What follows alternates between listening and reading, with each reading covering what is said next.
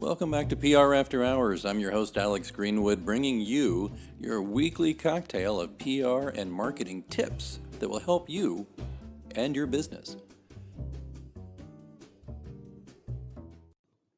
Hey, we'll get right to it after this message. Hello, listeners. It's me, Alex, from PR After Hours. I hope you're enjoying the show so far. And I wanted to talk to you just for a moment about the way I get this show right into your earbuds every week.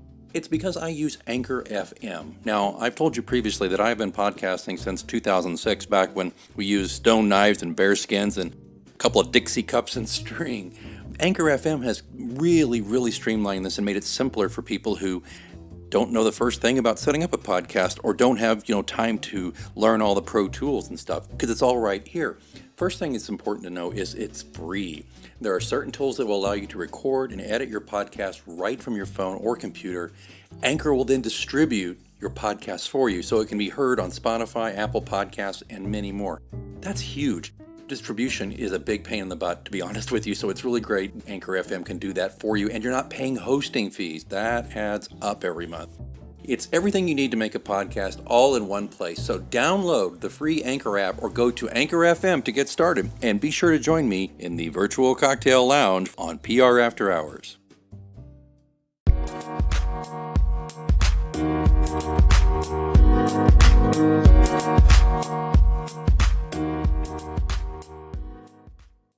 Okay, you're listening to a podcast, so that's the first hurdle already. You know podcasting is beneficial, or you wouldn't be listening to PR After Hours. You would not be here in the virtual lounge sipping your virtual teeny or your brew or whatever it is you like to drink while you're listening to this show. But I wonder if everybody understands the full potential of podcasting. Well, we're going to find out a lot about that from a guy whose energy just blows me away. He's Hernan Sias, and he is a host of the Business Bros podcast, and he's got just this podcasting empire and training situation going on. And we're going to ask him a lot of tough questions about podcasting and why it's important for you and or your clients. Welcome, Hernan. Thank you for having me. I'm super pumped. I can't wait to get into this. It's one of my favorite topics to be talking about. So, podcasting, 101, here we go.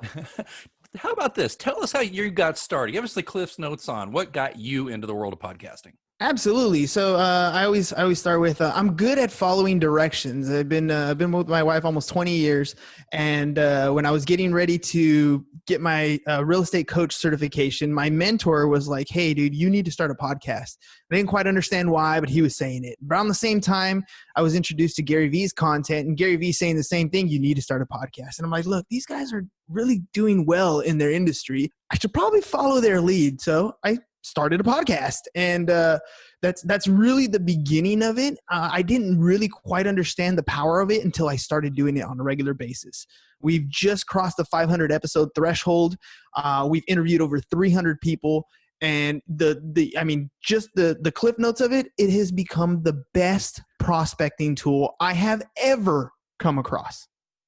How does that work? Is it prospecting because of the guests you bring on, or is it the listeners, or both? It's both. So in any business, when you're an entrepreneur, you want to generate leads and you want to build and establish new relationships. You want to be able to talk to somebody new every single day. That's kind of part of what business is. Get in front of enough people, tell them what it is you do, you build relationships, you grow your business, and you're set. The problem is most people approach that kind of conversation awkwardly. It's like, "Hey, Mr. Prospect, can I buy you a cup of coffee and then tell you what I'm selling you? And hopefully by the end you'll give me money and we'll part ways."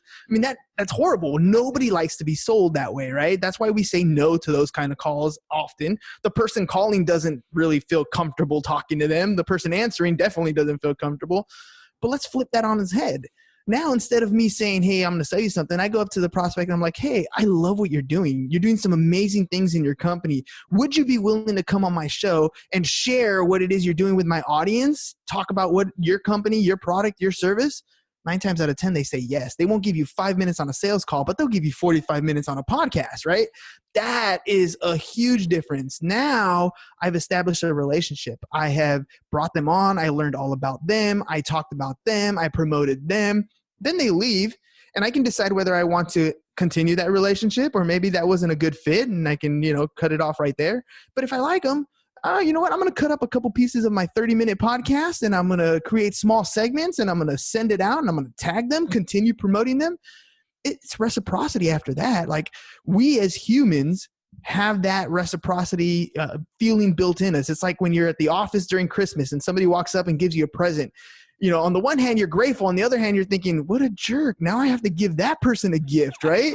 Like, you just feel that way. You don't mean to feel that way. You just do. So, you know, you're kind of doing the same thing. You're bringing value over and over and over again. Before you know it, the people who've been on your show feel so grateful for what you're doing. They think about you first when it comes to your product or service. So they're going to send you referrals, if not do business with you themselves.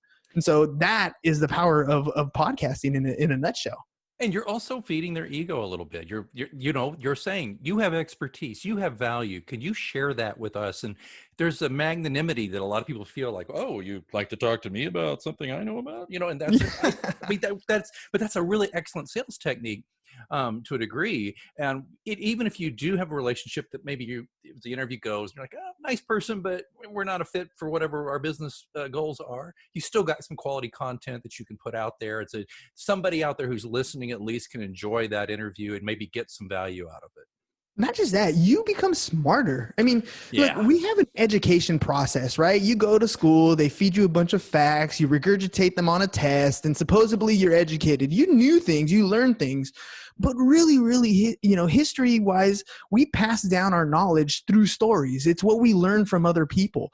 And you're going to connect with people that think like you, act like you, want to be, you know, either you want to be like them or they want to be like you, but you're connecting with these people. Every person that comes on the show, I always say it's like I get plugged into the matrix, like insert their story and I take bits and pieces of it and it becomes who I am, right? We do the same thing when we read books. We do the same thing when we watch YouTube videos. We take bits and pieces of our life experience and it becomes who we are.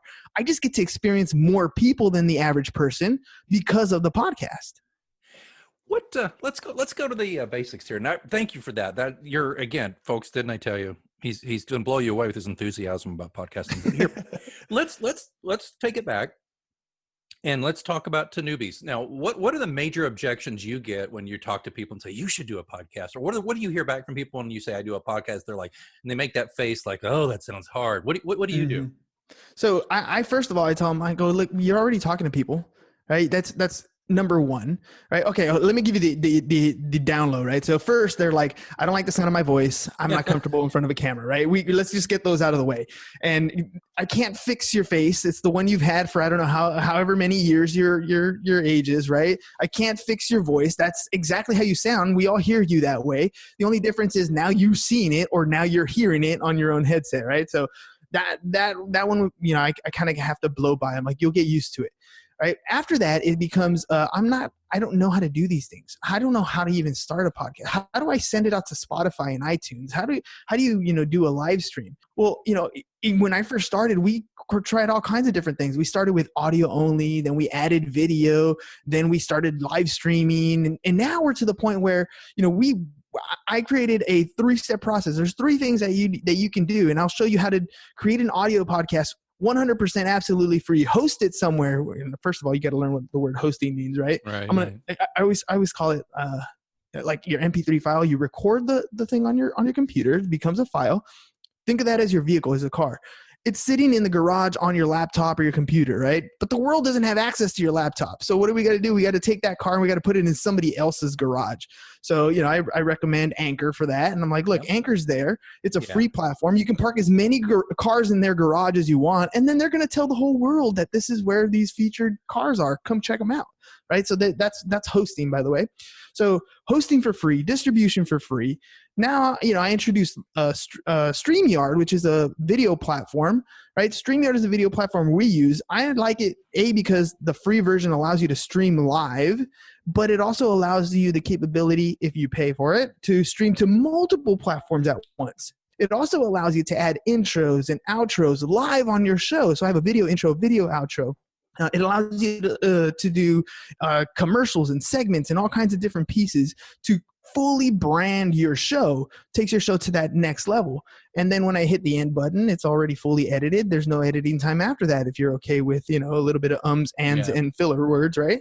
So it saves you time, energy, and money. And then you want to get guests on your show? Well, there's a newer platform, Matchmaker FM, right? That's guests to come on your show as well as be a guest on other shows. So you got all the pieces right here laid out for free, and you can do this. Let me just hold your hand a little bit, and I'll walk you through the process. Okay, a couple of things. This is an Anchor FM show. I just did this for a lark. This show started in January. Now, my other show has been around since 2016, and I host that on Libsyn. And I've been with Libsyn throughout my podcasting career till Anchor. A friend said, "Have you looked at Anchor?" I'm like, "Oh, I'm good." And then when I saw it was free and it's incredibly easy to use. Now, the distribution is not as big. There's about 8 or 9 destinations as far as I can tell, whereas Libsyn goes to, I think, about double that. But a lot of those other podcasting aggregators, nobody listens to anyways. Who cares? Yeah. You get to go to the main guys, the Spotify, on Anchor. So I love that. The other thing, it's so simple to use, and you can even do it from your phone. I wouldn't recommend it. I like to have some quality. But I will say this, I'm really big, particularly on my other show. I have a longer form show I do on writing and creativity. I meticulously go through and kind of cut out the ums and ahs and because that's me. This show, to me, like I say, it's kind of laid back. You're in a lounge. It's a little down and dirty. I like this because, you know what? As soon as we're done here, I'm going to get a file from Zoom. We're doing this over Zoom, which I really was not a big Zoom guy. I was a big Skype guy, but Zoom is starting to win me over because the sound quality has improved greatly. So I'm going to have this file downloaded within 10 minutes of our being done. I'll go into Anchor. I've already got a pre-roll and a post-roll ready to go. I'll plug this in. I will have my show notes. I'll plug in all your links. I'm done in like 15 minutes after we're done if I want to hurry. I mean, is that your experience too? That's exactly my experience nowadays, except I'm doing it. I'm also adding the video component to it. So when I'm done, not only do we have the MP3 already uploaded and set, right? It's already ready for distribution on the audio portion. My video is already on Facebook. It's already on Twitter. It's already on YouTube. It's already on Stitcher. Twitch. Right? All these little things, they get confusing, but they're already on all those platforms. So, that time constraint is very minimal now. It's simplified. Whereas when I first got started, and traditionally when you get started with podcasting, it's like record, take the MP3, add in the intros, add in the outros, add in your segments or commercials, write up your show notes, like all the steps. It used to take me, an hour at least per show. And I wasn't cutting out the ums and uhs, right? Like, your show might be a little bit different. Everybody to each his own. I'm more talking about an interview-based platform. I'm using it as a prospecting tool. But, you can get as creative as you want. You can get as detailed as you want. You can get, the best microphone in the world if that's what you want for the quality of audio. But that's not what you need to get started, right? Right. Getting started is the biggest issue. If you can take that first couple steps, just get going and understand, I don't know about you, but when I started my podcast, no one listened. Right? It grew over time. Yeah. The statistics on podcasting, there's 500 million blogs out there. There's 31 million YouTube channels. There's 1 million podcasts, and half of those have 14 episodes or less. Yeah. And the number one reason why people quit is no one's listening. The second reason is it's a lot of work, and the work would be okay if people listened right off the bat, but it doesn't pan out that way. And I always tell people, look, that's a good thing. At the beginning, you suck. Your voice isn't there yet. Your energy's not there yet. You're thinking about, did I push the record button? Is the video on, right?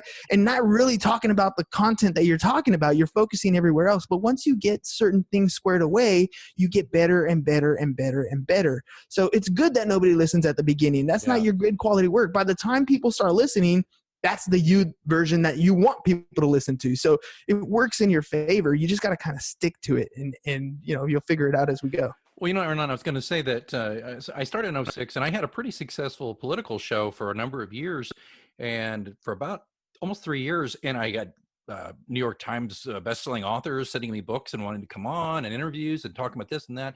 But I just got burned out, and that was back when these platforms were not easy to work with either. You record your MP3, but just recording an interview over the phone, it was over the phone, which always sucked. I had this weird thing put together with 3 or 4 little things to try to make it work, and half the time it didn't. And it was so embarrassing. And I'd done a stint. I did a year as a radio show host, so I had a real dedication to being professional and not wasting people's time. But there was a couple of interviews that just cratered because of the technology wasn't quite there. Now though, like you're saying, this is so flippin' easy.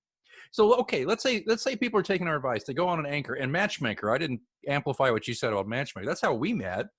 Yes. I hooked up with that, and I had James Mulvaney on the show, by the way, last week. I'm going to tell you something. Within like 2 weeks of signing up or less, I had over a dozen guests. Yep. Crazy. Yep. And good guests too. Yes, I tell people it's really like you set up a profile, you hit the on button to activate your profile, and people find you. It's literally that easy. Like there's no technical step to it. You create a profile. This is my show. You add your image, turn it on, and that's it. Yeah, I had James on the show too. Did he tell you about how, it's called Matchmaker? And every time I bring that up to people, they're like, they give you that weird face. He's like, yeah, well, when I initially thought about it, I thought about Tinder. I wanted to make it a swipe feature, but it didn't roll out that way. Yeah, that cracked me up. He's great. He was really great. And his show's done very well for me on downloads too. So let's say we've got this going. So here we go. You just explained this. You got the location to go. You got the MP3. You can record that. Microphone wise, I would advise this. Have at least a decent external microphone. Mm-hmm. Sound quality to me is important. In fact, I have a guest pre-interview I send out, and I just tell them, and I'm not trying to be rude. I'm just trying to be very straight up with them. If you're not recording at least from an earbud mic or something, or a nicer mic, let's just not, because if you're recording from the built-in mic to your computer or your laptop, it just sounds to me like a very poor listening experience. Do you care about that? Do you? Okay. Yeah. So I mean, I'm a psycho crazy podcaster. I do a show every single day. Right. Oh my gosh. Yeah, it's ridiculous. But I mean, I enjoy it. It's I love doing it. And so I'm not as picky because I know it's just that day's episode. Right. Yeah. And one of my original mentors for a long time, he used the Blog Talk Radio platform. Oh yeah. So if you know what Blog Talk Radio is, you literally call in on your phone. Right. And both the guest and the host call in on their phone. It's automated. It kicks off and it's ready to go. So it completely sounds like a phone call. Yeah. That's the quality of the audio. But he was getting, hundreds of thousands of downloads every month, and that was the show. Like that was how it was rolled. So sometimes the content, if the content is good quality, you'll overlook some of that stuff. But like you, I'm like, just invest a little bit. You don't have to get super crazy. You can get a USB snow globe mic. I mean, they're like $30-$50, something like that. Yeah. And you're set. You can take it anywhere, and it plugs into your computer USB, and you're ready to rock and roll. It's just elevating your game just a little bit, right? Just a little bit. And the reason I say that, or not particularly, is when you're just starting and you're asking people to take a chance and take some of their time to listen to you. And if right out of the box, because like you said, first few episodes, you've got enough strikes against you. So my opinion is at least have a good quality sound. That's all. That's what I'm saying. Because I know I come off sounding really snobby. I think it's part of it's because I was in radio for a while and all that. But I hope you get where I was coming from. Oh, I completely get it. Yeah, I'm with you 100%. Like you should have that. I at the very least, you have your AirPods, or you have your that's good enough already. You don't need to have professional mics, but the better the quality sound, the more reason why people are going to want to listen to you. Yeah. You want to, you only get a first impression, one shot at a first impression, right? So might as well get a good one. Right. So let me talk to you a little bit about frequency, because you just mentioned that you do one every darn day. Now, are you talking 5 days a week or 7 days a week? 5 days a week. 5 days a week. My wife would kill me if I did it 7 days a week. I was going to say, because if you do 7, she's still with you. I mean, wow. All right. But so you do 5 days a week. Is it the same time every day? Every day. Yep. We do we're in San Diego, California, so it's Pacific Standard Time, but we do a show Monday through Friday, 4 p.m. ish sharp. I love it. And do you always have a guest, or do you just riff? So we do try to have a guest almost every single day, but life happens, and every once in a while, a guest can't make it.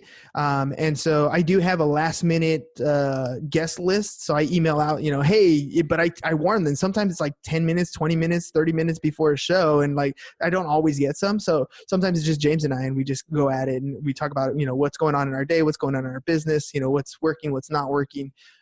We open it up. So StreamYard also allows us to bring on the audience. So anytime the audience is watching and they leave a comment, we see all the comment feeds. Nice. And we literally can click on them and bring them on to the show. So we can have it like an open forum. They'll just ask a specific question. We bring the guest on and, highlight their question, answer it. And it's great because literally your job is to keep people listening to your show as long as possible. So if I can keep, somebody on the show because I highlighted them, they have a completely different experience than if you're just on the radio, right? On the radio, growing up as a kid, they would have something like, hey, call in, you're going to win something. I call in, it's like busy, right? You can never get to, through to the DJ. But with our, doing it this way, you literally have access to the host right there live on the show. And you tend to want to stick around longer if you're part of the show. Right? Yeah. That's just how it works. So, that's one of the cool engagement tools that we use. And when we have to, go at it without a guest, that's one of the benefits of doing it.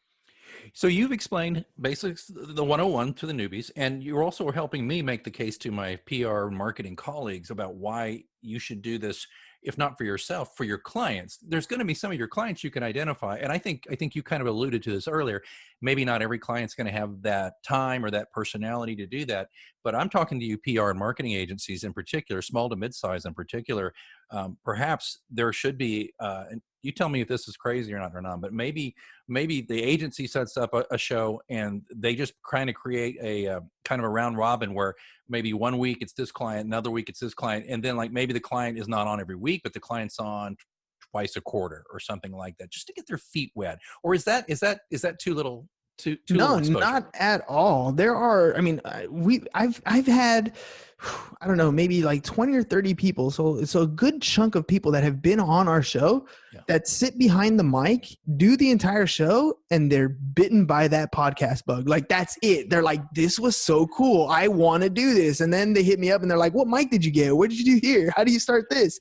And, that's kind of where the whole, podcasting, the power of podcasting came from, is because people kept asking, like, how do you do this? Where do you go to do your video? How do you get that branding stuff done? How do you, they start asking all the questions. I just answer, right? I'm like, this is what I'm doing. This is how I'm doing it. This is why it's working for me. And if you're a PR firm and you're providing your clients the opportunity to see a different way of marketing, especially post COVID, right? Oh yeah. A lot of people had to cut back on a lot of different expenses. You cannot cut back on your marketing.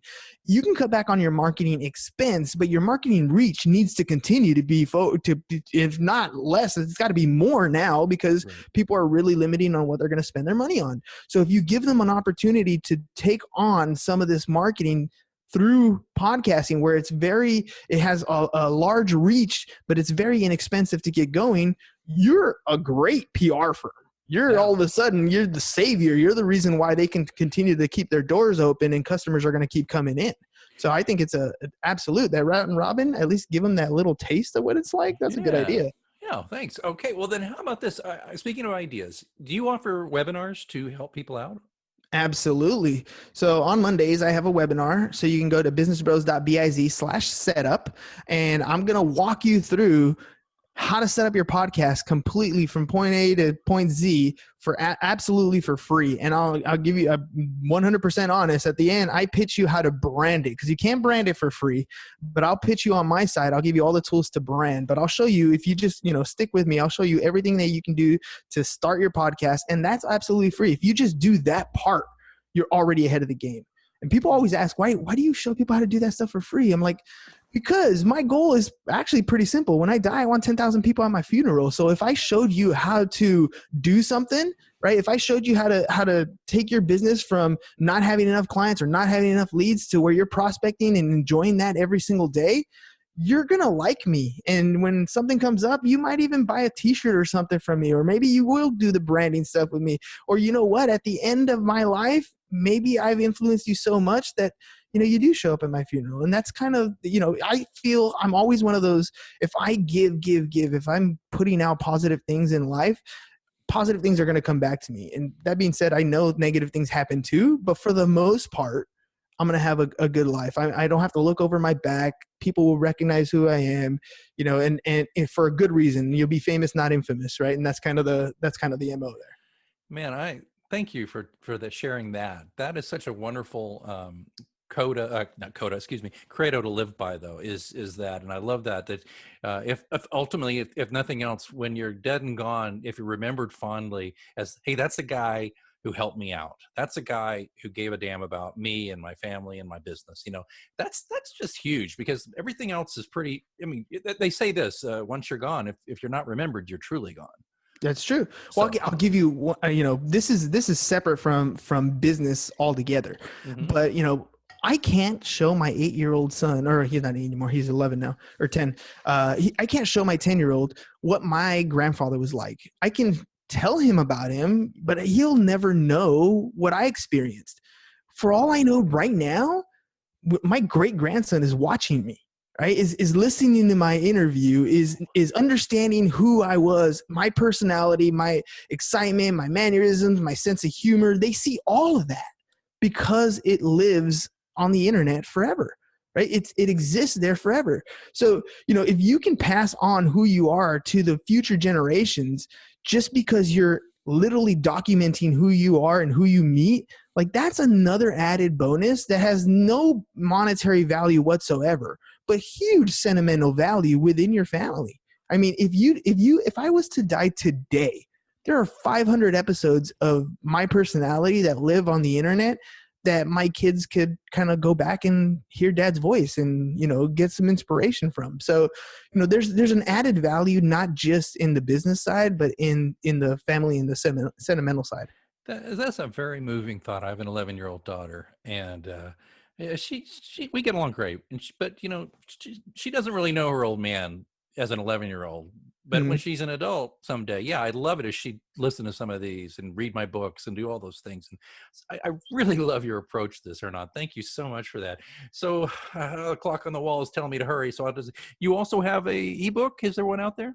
That's true. So literally COVID hit and I was like, okay, I'm going to start turning this podcasting into an actual business. What is it that I do every day? And so I, sat down, and every morning when COVID first hit, I wake up at 4:30 in the morning. I go for my run, I come back, and, the household is still all asleep, right? Wife, kids are still sleeping. So, pen to paper, get down and get busy. So I literally wrote down all the processes, everything from podcast development to podcast promotion, launch and visibility and monetization. I laid it out in an easy course and ebook. So if you guys want to check out the ebook, I'm going to give it away for free. So it's www.businessbros.biz/free pop. Free power of podcasting. Check it out. Grab it. Start your podcast. It's got links to like microphones in there. It shows you how to create Facebook pages, hashtags, all kinds of different stuff. And there's tons of other ways to do it. That's just my process. And if it helps you, more power to you. That's what I want, right? To get you to start doing the podcasting space. I knew going into this that I was going to have a fun time talking to you, but I'm energized and pumped up now. You have just this natural charisma, my friend. You really do. You are evangelical about this. It's really exciting to hear this. Thank you so much. Well, thank you. Thank you. I mean, it's life-changing, and I don't know how else I can tell people other than be as positive and as ecstatic as I am, because it's literally changed my life. I mean, the way I speak is better. The energy I have is better. The network I have is huge, all because of podcasting. So, if it's changed my life that way, imagine, and I'm not the smartest person in the world. There are people who can do this probably better than I can. You just never knew that this was an option. So take that leap, give it a shot, and see if it does what it did for me. Hernan Sias, thank you so much for appearing here in the virtual lounge. Maybe we'll have you back sometime. I have a feeling there's going to be a lot more to hear from you down the road. Love it. Oh, you know what that means? Looks like it's last call here at your virtual lounge for PR news, views, and interviews. Don't forget, you can ask me a question anytime. You can do it through our Twitter account, which is @HoursPR, or even better, you can send me a message vocally. I would love to hear your voice, and I'll answer it on the show. There's a link in the show notes. All you have to do is sign up through Anchor FM. It's free, doesn't take long, and you record your message. I get the message. I will play your audio. Just give me your first name and the city you live in, and then I will answer the question to the best of my ability right here on the show. Don't forget to, if you're enjoying this podcast, you can support it and help increase the frequency and value of the show. Just consider being a sponsor for your brand or your agency or just yourself because you're like, I like this show. or just drop a few coins in the virtual tip jar. Either way, there's links in the show notes. Please check that out. All of that, of course, being in the show notes where you're listening right now or at prafterhours.com. I see that they're turning up the lights. Last call is over, and I've got to clean up this virtual lounge. And until next time, I'm Alex Greenwood, and you've been listening to PR After Hours on Anchor FM.